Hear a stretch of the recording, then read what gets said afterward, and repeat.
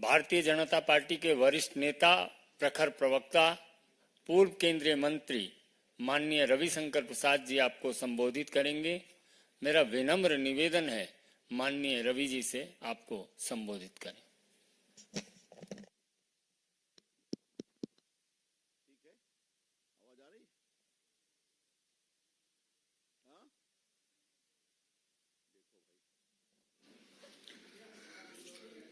प्रिय संजय मयूख जी, पत्रकार मित्रों, नमस्ते। एक अर्जेंट मैटर आया, इसलिए आप लोगों से बात करना पार्टी के राष्ट्रीय मंच से जरूरी समझा गया। हेमंत सोरेन जी गिरफ्तार हो गए। बाकी जो कानूनी कार्रवाई चल रही है उस पर हमें कुछ नहीं कहना है,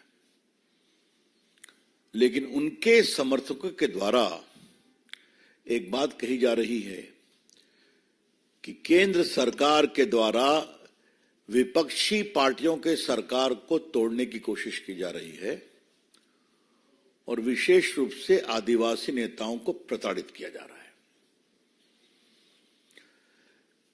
इसका उत्तर देने के लिए हम बैठे हैं। नरेंद्र मोदी जी की सरकार देश के आदिवासी समाज की बहुत ही चिंता करती है। ये नरेंद्र मोदी जी की सरकार थी जिसने एक बहुत ही वरिष्ठ नेत्री उस समाज की आदरणीय द्रौपदी मुर्मू जी को पहली बार भारत का राष्ट्रपति बनाया, सबसे बड़े संवैधानिक पद पर बिठाया। This shows the vision of the prime minister. इसके पहले एक बहुत वरिष्ठ दलित समाज से आने वाले रामनाथ कोविंद जी को भारत के राष्ट्रपति बनाया। बिरसा मुंडा के म्यूजियम को आज स्थापित करके आदिवासी नेताओं के योगदान को नई पीढ़ी के सामने लाने में नरेंद्र मोदी सरकार की बहुत बड़ी भूमिका है। वो स्वयं बिरसा मुंडा के गांव भी गए और उनके राष्ट्रीय म्यूजियम का उद्घाटन भी किया।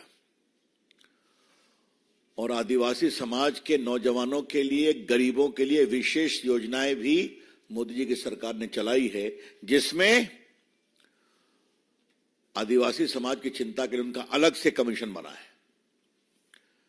आपको मालूम है कि ओबीसी कमीशन भी अब कॉन्स्टिट्यूशनल कमीशन है और आपके एससी का कमीशन है, एसटी का कमीशन है। ये कहां लिखा हुआ है कि आप लूट करिए, भ्रष्टाचार करिए और जब कार्रवाई हो तो कहे कि एक आदिवासी को तंग किया जा रहा है? ये क्या मतलब है इसका? अच्छा है, आप संघर्ष करिए, आगे आइए, अपने समाज की चिंता करिए, लेकिन समाज की चिंता कम, लूट अधिक। बाकी प्रदेशों पर मैं बाद में आऊंगा। इसलिए आज आप सबों के माध्यम से जो कुछ जानकारी छनकर आई है अखबारों में, बाकी जगह, वो हम आपके सामने रखना चाहते हैं। 3 मामले हैं इनके खिलाफ। पहला मामला है जमीन की लूट का, मैं बताऊंगा अभी। दूसरा मामला है अवैध खनन का, इलीगल माइनिंग। तीसरा मामला है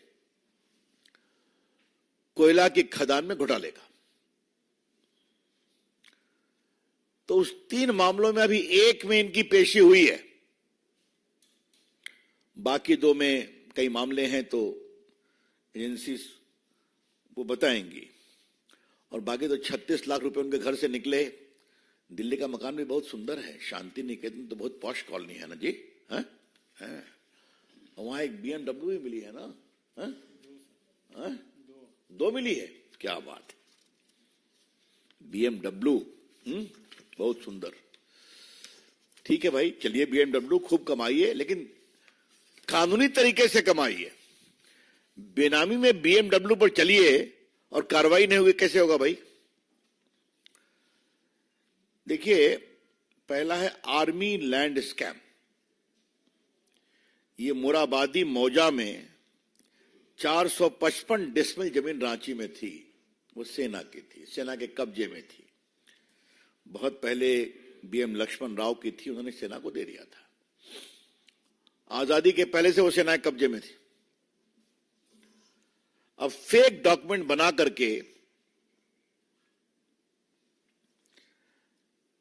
एक ओनर बन गए प्रदीप बागची और उन्होंने प्रॉपर्टी को बेच दिया जगत बंधु टी एस्टेट को। जगत बंधु टी एस्टेट को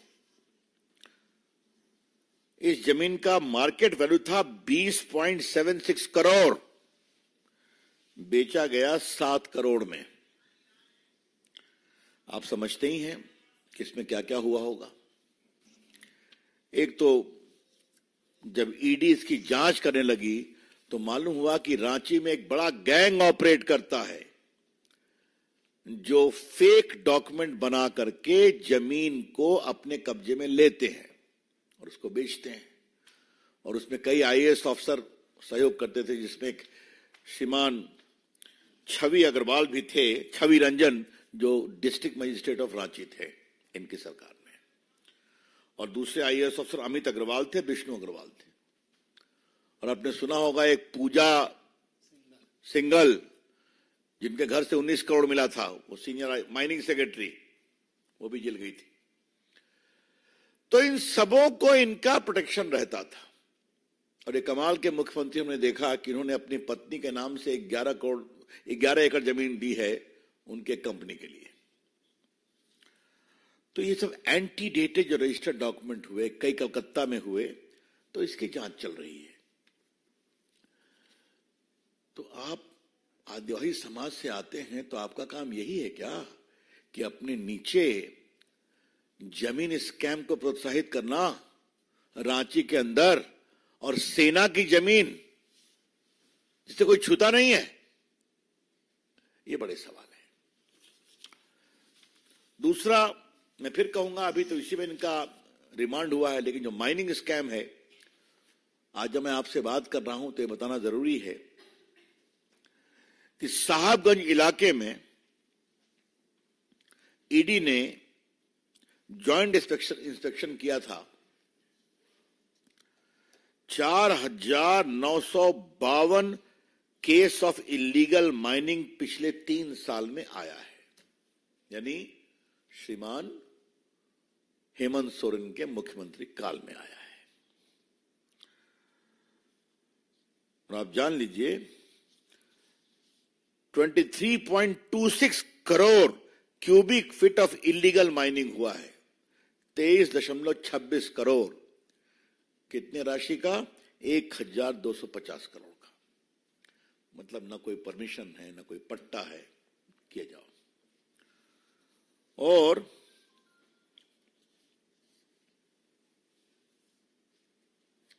आपको मालूम है कि इन्होंने रांची में 88 डेसिबल जमीन अपने नाम अलॉट कर दी थी माइनिंग के, अंगराहा ब्लॉक में रांची में। ये श्रीमान हेमंत सोरेन ने खुद अलॉट किया था। और कमाल करते हैं, एक माइनिंग लीज उन्होंने अपने नाम ही ग्रांट कर दी। आप मुख्यमंत्री हैं, आप माइनिंग मंत्री हैं, और आपने एक माइनिंग लीज अपने नाम ग्रांट कर दी। इस पूरे मामले का किंग पिन कौन था? जो भी जेल में है, पंकज मिश्रा। और पंकज मिश्रा कौन थे? इनके कॉन्स्टिट्यूएंसी रिप्रेजेंटेटिव थे। तो इससे तो कुछ बताने की जरूरत है क्या? तो ये हुआ माइनिंग स्कैम।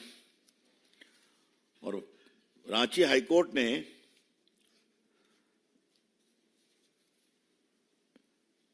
(2023) में एक टिप्पणी की थी, इसको मैं पढ़ना चाहता हूं, ये बेल वगैरह संबंध में। All is not well in the mines department, ये कहा अप्रैल 22 में। और 23 में कहा, the story of prosecution ED reminds one of a crime thriller where the state withers and the crime cartels with political connection clash for natural resources of the state. तो आप आदिवासियों की बात करते हैं और आदिवासियों की जमीन को लूट रहे हैं, अपने गुर्गों के द्वारा लुटवा रहे हैं। क्या मतलब है ये बड़े सवाल है। इसलिए, और बीजेपी की ओर से अपने कुछ नहीं कहा जा रहा है, ये सब मामले हैं जो चल रहे हैं। आपको मालूम है कि वहां लेफ्ट विंग एक्सट्रीमिज्म भी है, वो बैंड है। ऐसी भी बहुत सी चीजें आई हैं कि बैंड ऑर्गेनाइजेशन के लोगों को इसमें मदद करने के लिए आगे लाया गया ताकि कट मनी आ सके। ये मैंने 3 उदाहरण अभी आपको दिए। और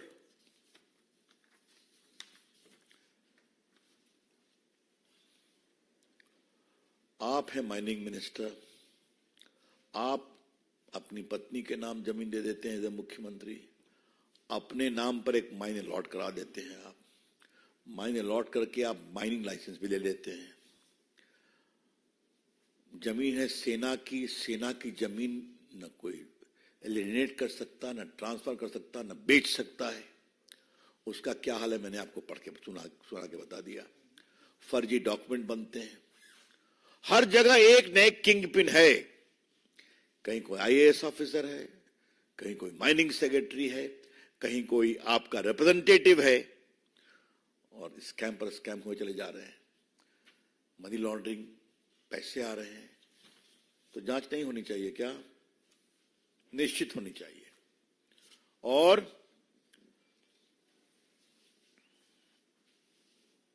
बहुत अच्छी टिप्पणी की संजय मयूख ने, भ्रष्टाचार में आपाद मस्तक डूबे हुए हेमंत सोरेन, और नाम ले रहे हैं आदिवासी हितों का। और मित्रों, एक बात कहना चाहते हैं कि ये जो पूरा एक पैटर्न बना हुआ है, जितने लोग जेल में गए अभी तक बेल मिला है क्या?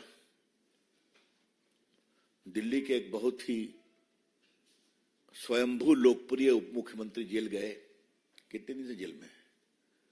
एक बहुत ही प्रभावी विचारक सांसद, समाजवादी विचारों के सांसद भी जेल गए, उनको बेल मिला क्या? वो बंगाल के बड़े बड़े मंत्री जो बड़ी बड़ी बातें करते थे, उनके घर से कभी 60 करोड़ निकल रहा है, शिक्षकों की नियुक्ति में, किसी के घर से राशन घोटाले में भी पैसे निकल रहे हैं, करोड़ों रुपए। बेल मिला क्या? बिहार में जब लालू से पूछताछ होती है, ये सारे स्कैम पहले के हैं, इस समय के नहीं है, और नोटिस पहले से जा रही है। 8-10 बार आपको नोटिस दी गई। तो मेरा परिचय आपको मालूम है कि चारा घोटाले में मैं ही वकील था पीआईएल में, जो लालू जी को जेल हुई। तो मुझे लगा कि उस जेल जाने के बाद थोड़ा वो सुधरेंगे, संभलेंगे। तो चलिए, रोज नई नई कहानी है। तो अगर आप भ्रष्टाचार की कहानी करेंगे तो कार्रवाई तो होगी ना, और कार्रवाई होनी भी चाहिए। यही सवाल है। तो मित्रों, आज पार्टी की ओर से पार्टी को लगा कि हेमंत सोरेन की सही कहानी बतानी चाहिए, इसलिए मैं यहां उपस्थित हुआ। अब आपके सवालों का उत्तर देने के लिए तैयार हूं। धन्यवाद।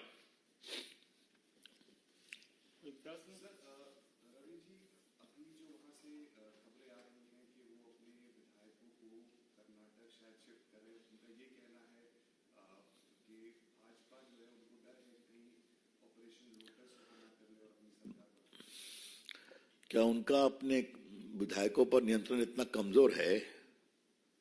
हाँ? आपके प्रश्न के उत्तर में मैं एक प्रति प्रश्न कर रहा हूं। सामान्यतः मैं पारिवारिक मामलों में हस्तक्षेप नहीं करता, लेकिन 3 दिन से तो आप चला रहे थे कि उनकी पत्नी तैयार बैठी है मुख्यमंत्री बनने के लिए। अंत में क्या हो गया? परिवार में कलह हो गया। तो ये चलिए देखा जाए, इस पर मुझे क्या कहना है। कोई कहां जा रहा है, नहीं जा रहा है, उनका विषय है। हाँ, आमोद राय। एक प्रश्न है। आज डीके शिव कुमार के भाई ने, जो डीके सुरेश हैं, उन्होंने कहा कि अब समय आ गया कि उत्तर भारत और दक्षिण भारत को बांट देना चाहिए। जिस तरह से बीजेपी उत्तर भारत के मुद्दों को उठा रही है और दक्षिण भारत के टैक्स को का उसमें कोई रिप्रेजेंटेशन नहीं। दक्षिण भारत के टैक्स को उत्तर भारत ले जाना चाहिए, अलग देश हो जाना चाहिए। अब इस बेबुनियाद हास्यास्पद बात का मैं क्या चिंता करूं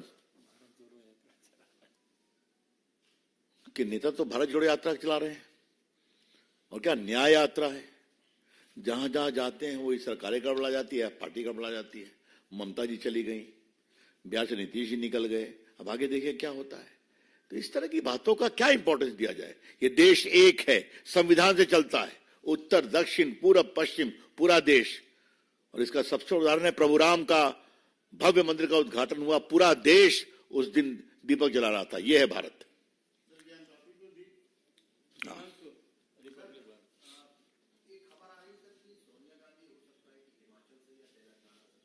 मैं यहां पर स्पेक्युलेटिव बातों का उत्तर नहीं देता हूं। धन्यवाद। धन्यवाद जी। चलिए।